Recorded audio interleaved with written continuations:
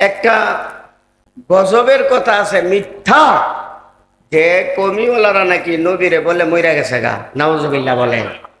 আমাদের কওমি মাদ্রাসার আকীদা, তাবলীগওয়ালাদের আকীদা, দারুল উলুম দেওবন্দের আকীদা, নবী সশরীরে রোজা শরীফে জিন্দা।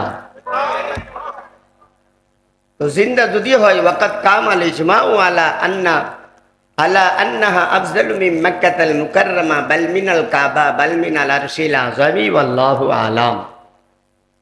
আগে বলতেছেন মেরকাত মোল্লা আলী কারি ৬ নম্বর খণ্ড ৩০ নম্বর পৃষ্ঠায় এই কথাটা আছে যে নবী রোজা শরীফের এক মুঠো মাটি আল্লাহর আরশে আজিমের চেয়েও দামি।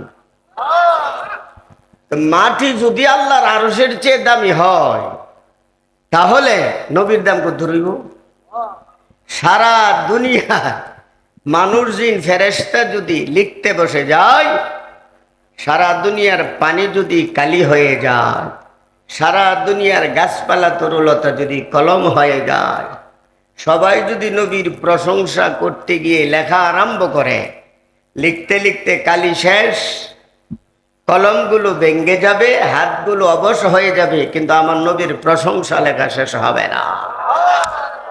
তো আমাদের আকীদা নবী রওজাতে জিন্দা, কাছে গিয়া সালাম দিলে নবী শুনেন এবং সরাসরি জবাব দেন। বজিকরা শাহর চেবিনি দর খুরুশাস ওলে দানা দরি মানা কে গুশাস ওলে দানা দরি মানা কে গুশাস না বুলবুল বর বুলাস তসবিহ খানিস কে হর খারে বতসবিহ হাসদাবানিস। শেখ সাদি গুলেস্তে কিতাবে লেখেন, তুমি যদি আল্লাহওয়ালা কান বানায়া মারিফতের কান তৈয়ার করে নবীর রোজার পাশে গিয়া যখন সালাম দিবা, এই সালামের উত্তর নবী যে দিচ্ছেন তুমি নিজে কানে শুনতে পারবা। কিন্তু আমাদের কান থাকে বন্ধ, আকাম কুকাম না ফরমানি করে কান ডিভা লাগাইয়া যায়, নবীর সালামের উত্তর কিচ্ছু শুনি না।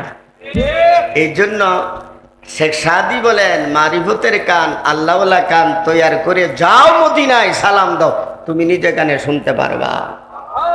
এর জন্য এই একটা ভুল আকীদা আমাদের ব্যাপারে যে বলা হয় যে নবী মইরা গেছে গা, নবী হত্যা কইরা গেছে গা, এর চেয়ে বড় গজব বা মিথ্যা কথা দুনিয়াতে আর হতে পারে না।